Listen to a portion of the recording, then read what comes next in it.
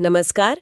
आज हम एक ऐसे सफर पर निकल रहे हैं जो रोजाना करोड़ों भारतीयों की जिंदगी का हिस्सा है। हाँ बिल्कुल, भारतीय रेलवे की बात कर रहे हैं हम। बिल्कुल। रोज करीब 2.5 से 3 करोड़ लोग, मतलब ये आंकड़ा ही अपने आप में।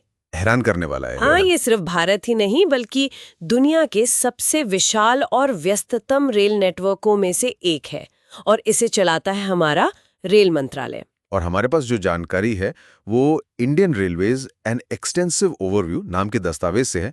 तो आज कोशिश रहेगी कि इसी में से कुछ खास बातें समझें। हाँ, चलिए फिर देखते हैं इस विशाल नेटवर्क में क्या क्या है। शुरुआत इसके साइज से करते हैं। लगभग 68,000 किलोमीटर का रूट नेटवर्क। सोचिए जरा। बहुत बड़ा है। और इसकी कहानी 1853 में शुरू हुई थी, बॉम्बे से ठाणे। पहली ट्रेन। इतिहास भी कमाल का है। सही कहा। और अगर दुनिया में देखें तो ये चौथा सबसे बड़ा रेल नेटवर्क है। चौथा। और सिर्फ इतना ही नहीं, इसमें 12 लाख से ज्यादा लोग काम करते हैं। मतलब दुनिया के सबसे बड़े एम्प्लॉयर्स में से एक है ये। 12 लाख! ये तो मतलब संचालन कितना जटिल होगा इसका। बिल्कुल। तो इतने बड़े नेटवर्क पे ट्रेनें भी कई तरह की चलती होंगे। हाँ हाँ, यही तो इसकी एक और खासियत है। विविधता बहुत है। देखिए, एक तरफ तो लोकल और एक्सप्रेस ट्रेनें हैं। हाँ, जो रोज के यात्रियों के लिए हैं। बिल्कुल, रीढ़ की हड्डियां ये। फिर दूसरी तरफ हैं प्रीमियम ट्रेनें, जैसे राजधानी, शताब्दी, दुरंतो। आराम और स्पीड पर फोकस। और आजकल तो वंदे भारत एक्सप्रेस की बहुत चर्चा है, वो आधुनिक सेमी हाई स्पीड ट्रेन। सही कहा। वंदे भारत सिर्फ एक टेस्ट ट्रेन नहीं है, वो भारतीय रेलवे के आधुनिकीकरण का एक चेहरा है। रफ्तार और आराम दोनों बढ़ाने की कोशिश। और हाँ, लग्जरी ट्रेनें भी है, पैलेस ऑन व्हील्स जैसी। वो खास तौर पर टूरिज्म के लिए। तो मतलब हर जरूरत के लिए कुछ ना कुछ है। ये सब चलाने के लिए इंफ्रास्ट्रक्चर भी तो मजबूत चाहिए। दस्तावेज में लिखा है कि 80% से ज्यादा रूट इलेक्ट्रिफाइड है। हाँ, और ये इलेक्ट्रिफिकेशन बढ़िया चीज है। मतलब सिर्फ मॉडर्न होना नहीं है, ये कार्बन एमिशन कम करने के लिए भी जरूरी है। रेलवे को टिकाऊ बनाने की तरफ एक कदम है ये। सही। और इसके अलावा 7,000 से ज्यादा स्टेशन हैं। और जो पटरियां हैं वो ज्यादातर ब्रॉड गेज हैं, यानी 1676 वाली। ब्रॉड गेज मतलब पटरियों के बीच की दूरी ज्यादा। हाँ, वो मुख्य प्रकार है भारत में, ज्यादा चौड़ा। इससे बड़े डिब्बे चल सकते हैं, स्थिरता बेहतर होती है, जो भारत में भारी ट्रैफिक के लिहाज से जरूरी है। अच्छा।